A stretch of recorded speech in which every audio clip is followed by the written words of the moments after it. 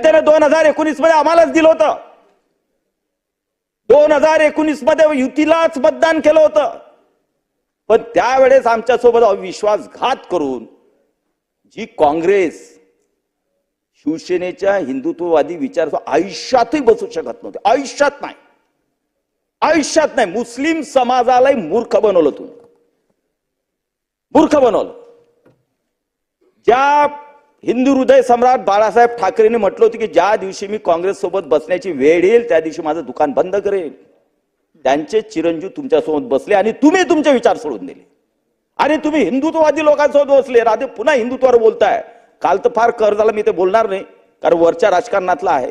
हिंसा अहिंसा, हिंदू धर्म अहिंसा हिंसावादी आहे हे तर का आता म्हणजे लोकांच्या मनात काय असेल तुम्ही विचार करा की तुम्ही हिंदू धर्माला हिंदू लोकांना हिंसावादी म्हणता. यापेक्षा जोक या देशातला कोणताच असू शकत नाही.